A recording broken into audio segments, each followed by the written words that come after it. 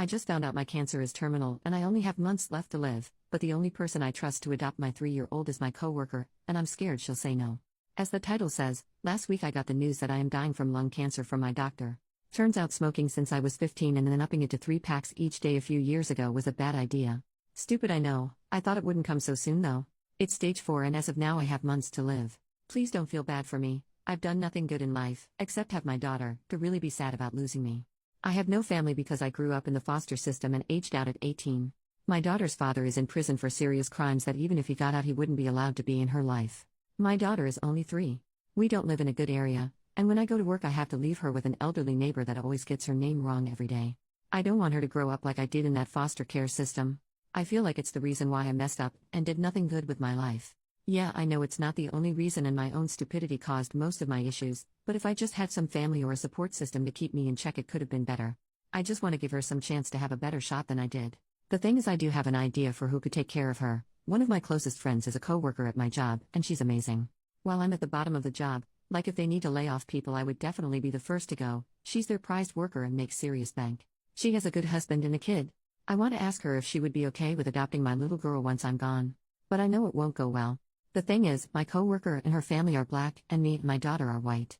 Like we both have blue eyes and can't tan white. There is no way I can ask my friend to adopt my daughter and force her to deal with those kind of issues an adoption like that will bring to her family.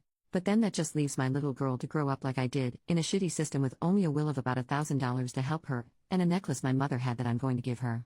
I don't know if I should bite the bullet and ask my close friend if she is willing to take my daughter, or just suck it up and try to work as hard as I can to get as much money into my will for my girl. But either way, I failed as a mother. And that is a regret I am literally taking to my grave. Edit. Okay, I reached out to her and we were able to set up a place to meet. It's some simple cheap bakery you can eat inside. I'm going to ask her if she can adopt my daughter. That way if she says no I can have more time to go to an adoption agency near us. Thank you for the support everyone. Update, just over 2 weeks later. Alright, I'm back now. A day after my post I was able to meet up with my friend/coworker. And after telling her about my diagnosis, which is something I haven't told anyone at work, I asked her if she was willing to adopt my little girl. She was shocked and tried to comfort me about my upcoming death, but she told me she couldn't give me her answer right then and there. Turns out, she does want a daughter, but something happened in her second pregnancy and caused her issues I don't feel right sharing. So she does want to consider adopting, but she first needed to talk to her husband and talk about planning if he agrees. I understood since it was a big change in their family. I said okay, and after we ate she gave me a hug and told me she will miss me. This is embarrassing, but I actually started crying. I also started making the emails, gave me this idea and I thought it was amazing. So I created an email for my daughter and started pre-recording videos for stuff. It's nowhere near ready, but I already have some ideas and recorded some videos for her birthdays and some big life events like first crushes and prom and first job. Sad to say, but I realized planning it that most of the videos will be don't do what I did. My friend reached out to me a few days ago and said that after having a long talk with her husband, they both are considering it. Apparently they do this thing where after talking about a huge change in their lives they'll come to something to agree on and then wait for a while, and if they're still on the same page then it sounds like a good idea. She did tell me that it wasn't a yes though, there are some issues they want to fix first. She said that while they both really like the idea, they barely know anything about my little girl. Her husband and 6-year-old son haven't even seen her, and while she has seen and heard about her, it's for me. So she told me about a plan they came up with. For the rest of this month I'm going to have to get up 2 hours earlier than normal to drop off my daughter at their house so her husband can watch over her as he works at home. Then I'll go to work with my coworker. This way her husband and son can get to know her. She also said she wants us to celebrate Christmas with them, so that's something to look forward to in the future. I've already done it yesterday, and when I went to go pick up my little girl she was the happiest I've ever seen her in a long time. My friend's husband said that they went off on the wrong foot in the start. He said she was really scared sometimes and didn't want to play with their son yet, but since it was their first day he thinks she'll get better. We did it again today and he said she mostly watched their son play, but it was already better than yesterday. So that's what's happening right now. I'm scared this will be for nothing, but at the very least now my daughter is getting better at their house for now. So even if they say no in the end she already has some better memories than when she was with me. Relevant comments.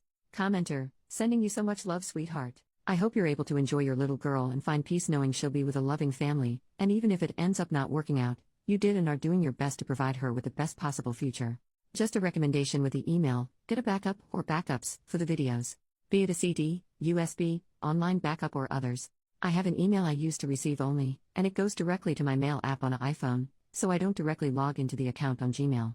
Well, I got an email some time ago that since there's been no activity on the email for a few years, that the account would be closed in a few months. So I just sent myself a few emails, but it may happen. So please get a backup, because she'll definitely appreciate it. OP, thank you. I'll try to do backups in any videos. I think if my friend says yes after all of this, I'll tell her about email deletion so she could help stop that from happening. That does scare me, is doing all of the emails and having them lost before she can see them. Commenter number 2. I know I'm only an internet stranger, but as a mom, I'm proud of you. You don't have much, but everything you do have is focused on your baby girl, and that's what makes a great mom. One thing I will say to add to the email idea: if you can, grab some loose sheets of paper or a small notebook and write down your favorite recipes, including all the things you add that make it something only you've made. Give that to her, because one day she'll be happy to say, I made my mom's food. Write down little happy things you come across in the time you have left, not in email form but in your own handwriting, because she'll treasure that in years to come if it's a tangible link to you. Write down places you like to go, favorite color, favorite music, things like that. Little pieces of you so she'll have something to physically hold on to when times get hard. OP, I was thinking of writing a letter for my little girl's 13th birthday. The only thing I have from my mom is this necklace that has been with me. I don't know what it is, but it has a lot of curls and hoops with a pretty almost clear stone in the middle. I was going to write a letter explaining the necklace is from her grandmother, and now since she would be old enough it's going to be hers. I do have recipes I know she loves. That would be an amazing idea. She loves my egg salad sandwiches, so that's one recipe I'll write down. Thank you. Second update, 1 month and 1 week later, I'm back again. I'm sorry for being gone so long, a lot has happened and this will be my last post. So this is going to be long sorry. First, I started feeling real sick days after Christmas. My whole chest was hurting like someone was hitting it with a hammer over and over, and I was coughing up blood. My best friend was terrified that I caught something, because the doctors have said that me getting sick right now could be deadly, so we had to go to the doctor. Thankfully I didn't get anything, it was the symptoms getting worse. Also thankfully at the time I was still at work, so I didn't have to pay much for the bills. Yeah, that was another terrible thing that happened to me recently. After that trip to the hospital, my work called me in private. Remember how I said that if something were to happen I would be the first to go? Guess what? The bosses were telling me how they couldn't keep me there as I'm dying because it wouldn't feel right, and how it's apparent to them my illness was slowing me down and forcing my coworkers to work harder to make up for me wouldn't be fair and all that. I know I was just causing more problems to my coworkers since I got diagnosed, but I didn't think they would complain about me to my bosses. I'm so stupid for that. Of course I was being a pain. I was hoping to still be with them to the end of the month so I could pay my apartment rent.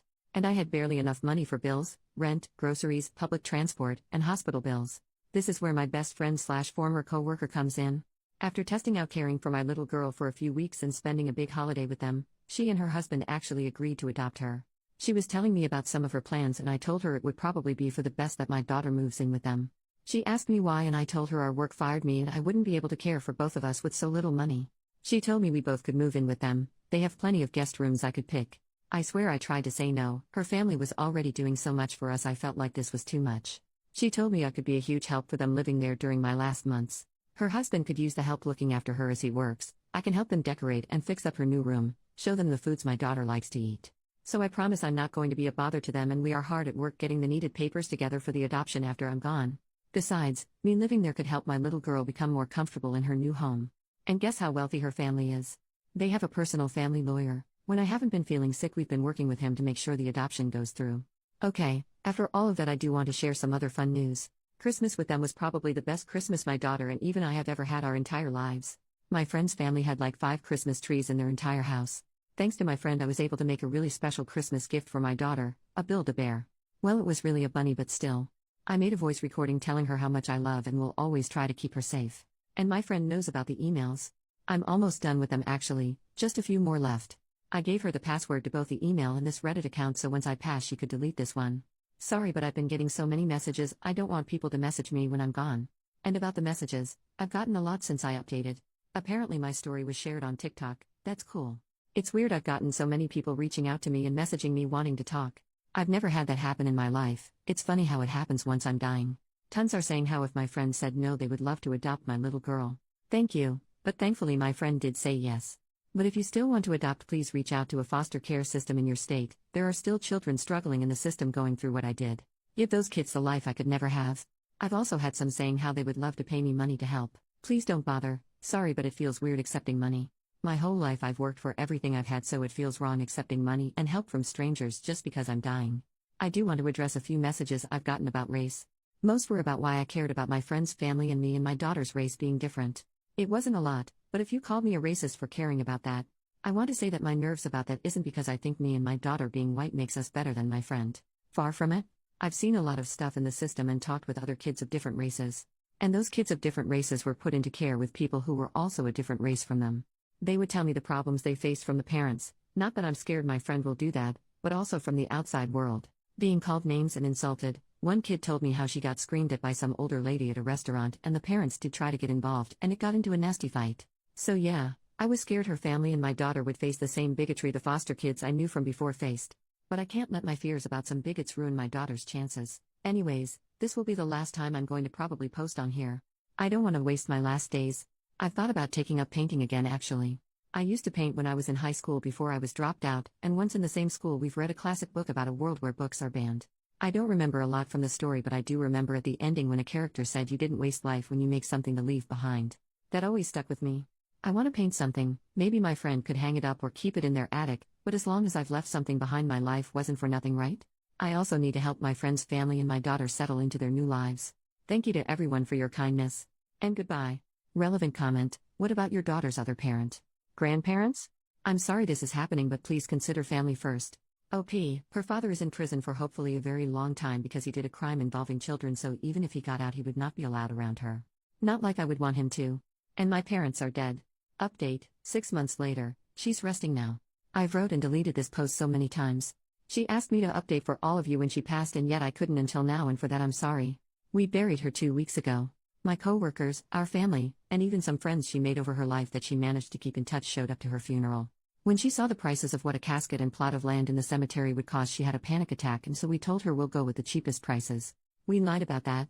She deserved a good funeral and a nice resting place. Her name was Michelle. She was put into the foster care system when she was 3 after her mother passed in a car accident. She never knew her father. When she was 16, the man who was supposed to be caring for her took her out of high school. She found out she was pregnant from him when she was 18, and it was discovered he had horrible images and videos of children on his computer, and so was arrested. Ever since, she was working and doing her damn best to make ends meet for her and her daughter. She got a job at our workplace just a few weeks after she turned 19. I only discovered just a few months ago she actually lied to get the job. I asked Michelle why she did that and she responded, "Why would it be a big deal? They taught me everything anyways." That's the Michelle I knew. It shocks me reading over her messages she left behind. How little she thought of herself. She was always so confident, at least how we all saw her. She walked head held high and with a purpose. She never appeared out of control of a situation, except for the past few months, and honestly I believe she was allowed to have moments of panic and grief. Nothing went past her too. She seemed to know everything that was going on around her at all times. It also seemed like Michelle wasn't afraid of anything. She even made friends with some homeless people around the area she lived in before moving in with us. One of them was Ted, who she knew because he was around a gas station beside the bus stop. Before her cancer took a turn for the worst and she was taken to a hospital, she asked me to drive her there. I thought at the time she wanted to see some familiar sights. But instead she walked into the gas station, bought a sandwich, and then walked around the side and handed it to who I learned was Ted. Ted showed up to her funeral. I don't want to describe her last few weeks when she was alive. It was in the hospital and she was so weak and frail. Just not like her. We visited her as much as we could. Our children hated seeing her in such a state though. All of us did, but we couldn't just ignore her and leave her behind. I wonder if it was the right thing to do though. Our last visit I just had a feeling it was the end. She was asleep when she finally passed on. She had gladiolus and poppies at her funeral. We all loved the meaning behind the gladioli flower, and she picked poppies because she loved calling our daughter her little poppy. We painted little poppies on her bedroom walls. She keeps asking us where her mother is. And always sleeps with the bunny Build-A-Bear Michelle made. Michelle never got to finish her painting, but I think that makes it more special. We're gonna hang it up in our daughter's room when she gets older. The emails are finished, and she's going to see her first one on her 4th birthday. We have all the letters and recipes she was able to write down tucked away in a safe location. Like the painting, we'll give them to her as she grows older. We also were able to apply our daughter for full Social Security survivors benefits, and we'll be putting those into a savings account for future college or life use. That's all I can think of right now. According to Michelle's wishes, I'll be deleting this account in a few weeks. My husband and I promise we'll raise our daughter to the very best we can and make sure she is as loved as Michelle loved her. Thank you all for your kind words and support. Final update: Michelle's account has been deleted.